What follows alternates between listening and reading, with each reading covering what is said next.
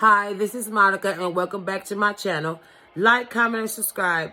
And today I wanted to tell y'all the story about a man that chose to leave his family for a better life.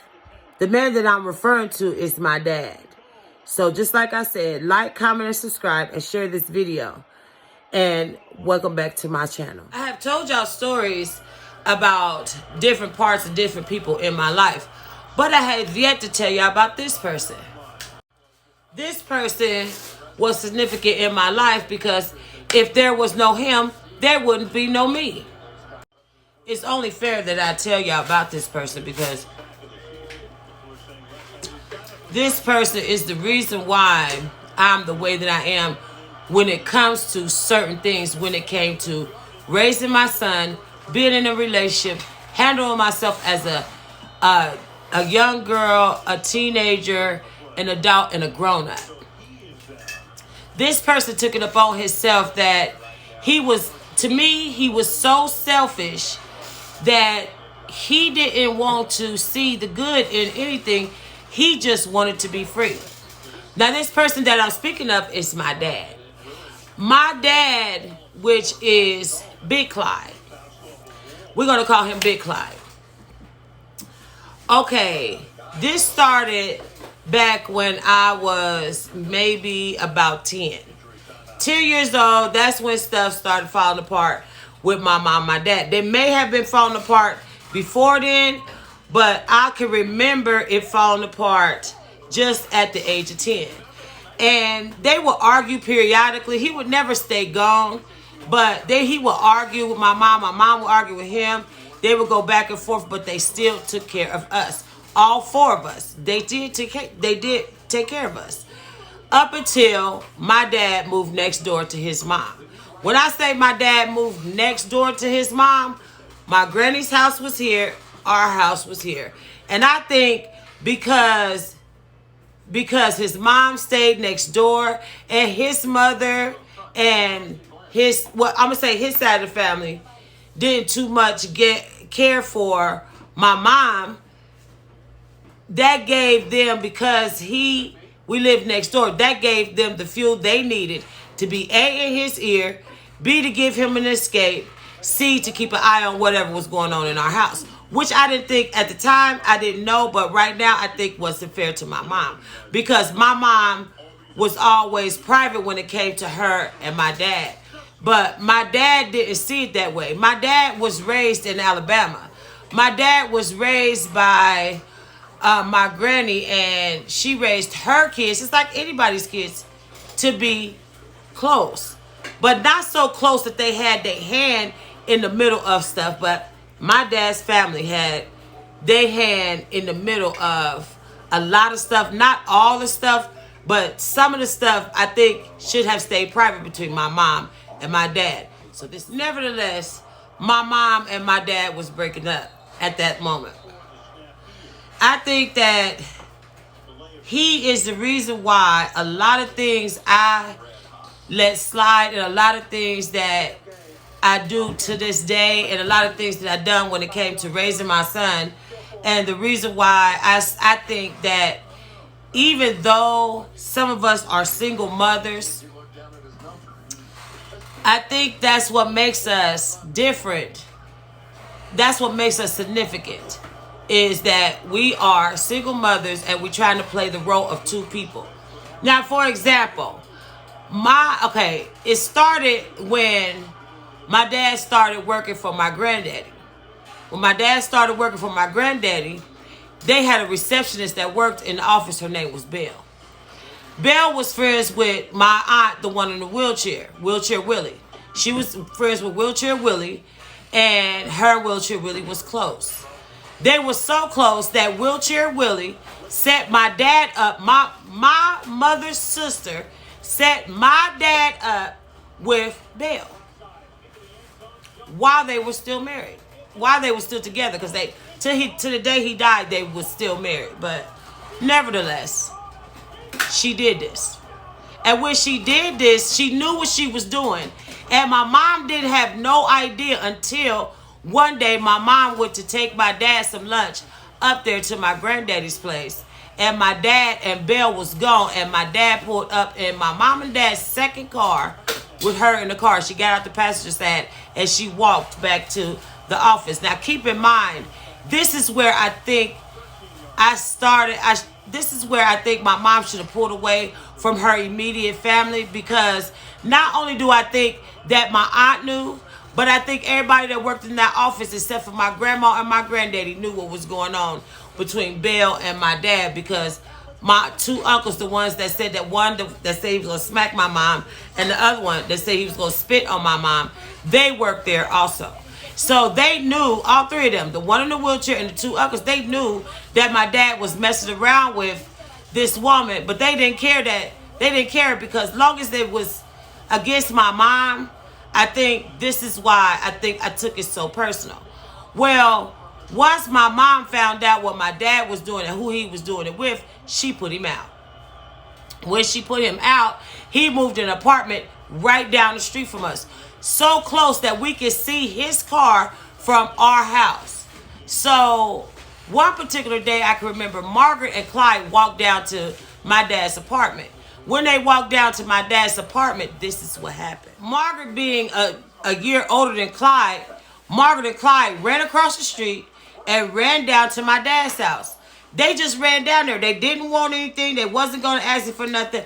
But they were so small because the ice cream truck was on his side of the street, down the street. They saw the ice cream truck coming. My mom walked him to the curb, and then they ran down to my dad's house. So when they got down there, Margaret and Clyde banged on the door. What they wanted was something off the ice cream truck, because the ice cream truck was down there at my dad's apartment.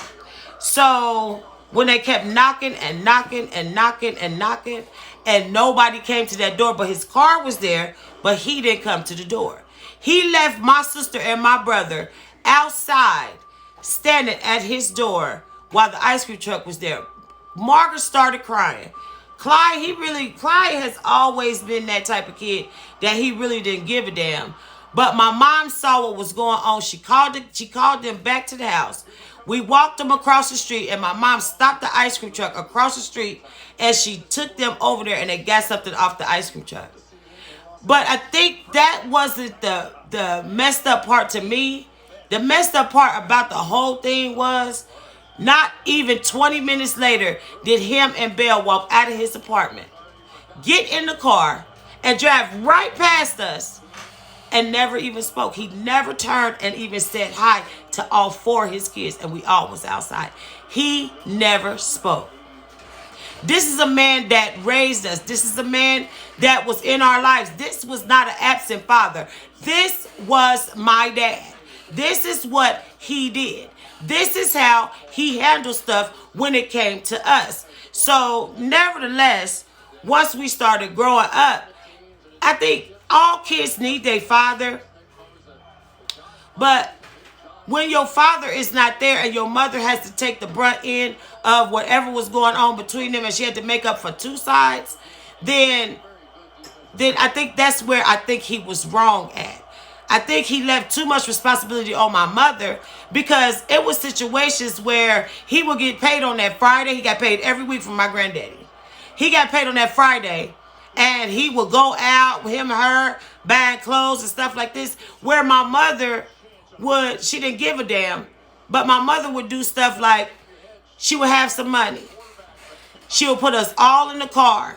She would make us a bunch of bologna and cheese sandwiches and get us a jug of juice. We would get in the car. Me and Monique would get under the blankets right before we got to the drive-in movie. And my mom, because Margaret and Clyde was so young, she didn't have to pay for them. But my mom would sneak us in the car, and my dad had the money to make sure that she paid for it. Okay, before I go any further with this, I don't know why I'm getting upset about it, but I am getting upset about it. Not like where I'm going to cry about it, but I'm getting mad because I cannot believe a person that gave us life, that was the reason why we were here, would drive by us and never speak. He would get paid on Friday and give my mother, for 4 kids, $60. He would give my mom $60, and somehow she would make it work. She would make it work to the point where We never knew that he wasn't doing this because she never badmouthed him to us directly. What she would do was say, just keep in mind, watch what he does. She wouldn't say nothing. She would let us fall, and we would fall for it. Like, it was situations where Monique wanted some jeans or something, and my dad promised that Friday that he would buy her some jeans. And instead of him buying her some jeans, he would park his car in the alley behind his apartment so we wouldn't see him. He would get paid on that Friday. He would get off, park his car, go the long way around, because keep in mind, he stayed right down the street from us. He would park his car in the back of the apartment so we couldn't see his car. We couldn't tell whether or not he was at home or not. He would be at home, of course, but we couldn't tell if he was at home because he would park his car in the back. Before we found out that the car was in the back, this is what he did. But nevertheless, if he had to get Monique something, like Monique asked him for some jeans, he made sure he stayed gone that whole weekend. And when it came up Sunday, and Monique wanted to wear the jeans on Monday, she never got them. But my mom somehow got the jeans. And she would say, keep in mind, I bought you these. And that's how my mom handled it when it came to my dad. Now, my dad, on the other hand, he handled things differently. If we ever seen him and he came past the house, because he's only stayed maybe 10 seconds away from our house walking, if we seen him, he would stand in front of the house, would never come in. And it was only for like 5 or 10 minutes. But when we was younger, it hurt our feelings. But as we started getting older, we started bypassing what that feeling felt like. He wouldn't just do that, but he would keep us away from his side of the family, to where he would have bail at Thanksgiving dinner at my granny's house and wouldn't even invite us to eat. Wouldn't even ask if we had Thanksgiving dinner. Wouldn't even ask if we had a cold drink of water. He wouldn't ask. Now, these things are true because I know him because I was older. Okay, moving forward. Monique was 14. Was she 14? I think Monique was 14, and that made me 12. We were outside standing in front of the house, and we were standing by the electric pole. And we were just standing there, and we saw my dad carry some bags down the steps to his car and put them in the trunk. We thought he was doing laundry, so we really wasn't paying attention, but we saw him. But nevertheless, we didn't see him when he was putting the rest of the stuff in the car. We just saw him when he was putting the bags in the car, which it didn't bother us because that's my dad. You know what I'm saying? He got in the car and he pulled in front of our house. When he pulled in front of our house, he said, "Where's your mama?" And we went and we called my mom, and she came outside, but she didn't walk up to his car. She only stood on the steps. Now, me and Monique was down by the pole. We could hear the whole conversation. He politely told my mom that he was leaving. When he told my mom he was leaving, she kept saying, "Well, where can you leave to?" She was like, "You don't live here, so why are you saying that you leaving? You already left." He turned to my mom and he told my mom, he said, "There's nothing here for me in Dayton, Ohio. Nothing." He said, "I'm not moving forward. I'm not making no money. I'm not doing what makes me happy here." He said that he wanted a better life for himself. This is what he told my mom. And when he told my mom this, she said, "What better life? You got 4 kids that's down here." He was like, "No, I don't." He said, "You do." He said, "I will get in contact with you when I get settled. I'm moving to New Haven, Connecticut." And that day, I can remember standing at that pole and looking at my mom for the first time in years. Her eyes got red, like she was going to cry. But because we was outside and my mom was so prideful, she didn't. Instead, she turned around and she started walking up towards the steps. My dad leaned out the window and told me and Monique, "I'll talk to y'all in a couple of weeks." Didn't say bye, didn't say anything. He left. When he left, all I can remember was the back of his car to this day. I can remember the back of his car getting smaller and smaller and smaller as it drove down the street. We didn't hear from my dad again for a year and a half. His 4 kids, he left in Dayton, Ohio, to make him a better life in New Haven, Connecticut.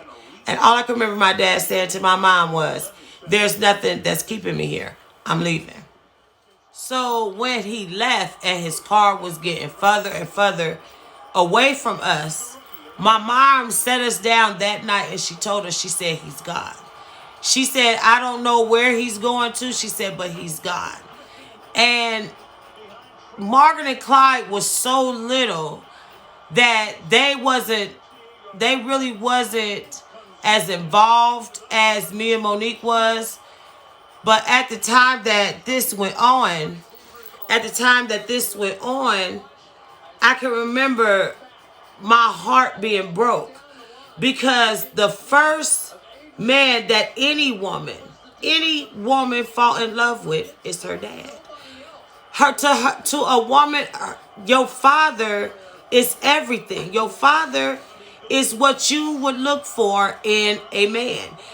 Your father is supposed to be your guardian. He's supposed to be there when you need him. He's supposed to be there for weddings. He's supposed to be there. He's just supposed to be there. And all I kept thinking to myself is, I'm never going to see him again. Why is he leaving? I just kept asking my mom, like, why is he leaving? Why did he choose to leave? My mom kept saying, like, Monica, it's not y'all. But how could it not been? How could he sit there and say he didn't have? And I don't know why I'm getting upset about it, because he's not here anymore. But I couldn't get it in my mind. Why would he just leave? Like, he left and he just kept going. It wasn't like the car he didn't turn around. He didn't do none of that. He just left. He left. And when he left, I knew then that he was gone for good. And I don't know why I'm getting upset, because this was so long ago. But for me to actually open and talk about it, it's hurting my feelings, because I don't understand how he could tell my mom, like, those are your kids, is what he told her. He told her that those was your kids, like he didn't have any responsibility. Like we was nobody. He chose to leave. And when he left us on my mom. My mom stayed with us. She never gave up on us. She never turned her back on us. My mom is wrong in a lot of stuff, but my mom stayed. And that right there is the reason why I have so much admiration for my mom. Now, keep in mind, we didn't hear from my dad for a whole year and a half. And when we finally did, this is what he said. For that year and a half, our lights had got cut off. If our lights was cut off, our water was on and our heat was on. But when the heat and the water was on, it wasn't like we had candles at going towards the dark time. And as far as us watching TV, my mom had found a TV that ran off of a battery.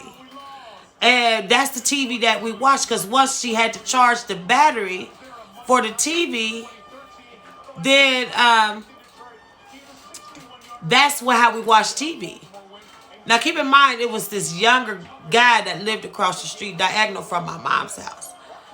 And my mom was sitting on the porch one day, and he was walking past. He was coming from skating. He had the skates on his shoulder. And he was walking past, and he heard my mom say that she will almost have the money to get the lights cut on. Well, when he heard my mom say this, he didn't know who my mom was. And he was younger than my mom, but nevertheless, we went to school that day, and when we came back, the lights was on. And my mom was sitting there, and the guy with the skates on, that had the skates on him, he was sitting on the porch with my mom. And my mom was crying. And we were so happy that the electricity was on. I asked my mom, like, What happened?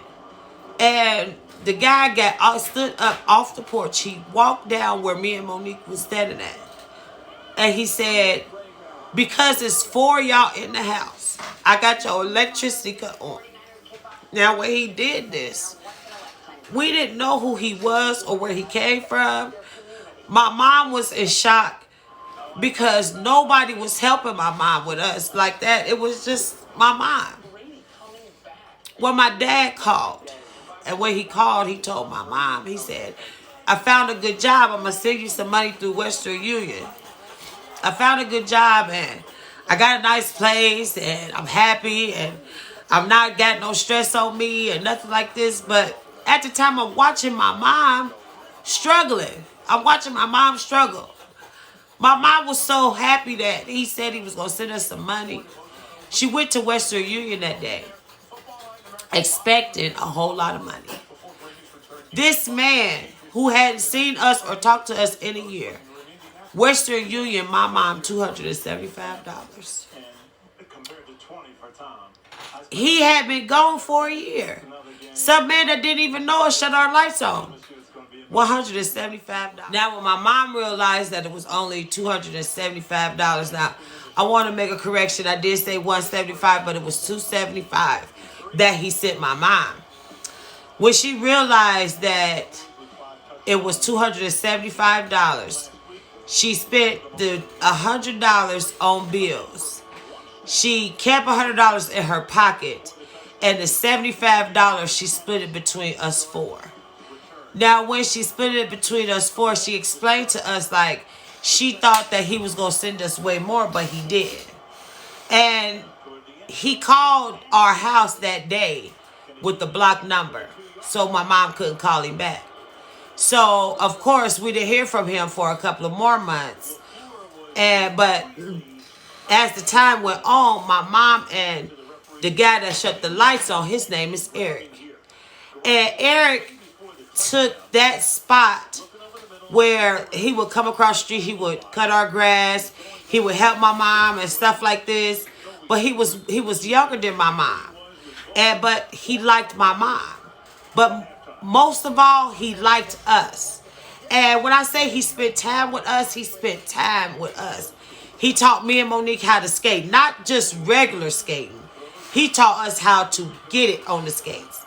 And so this is where the skating came in at.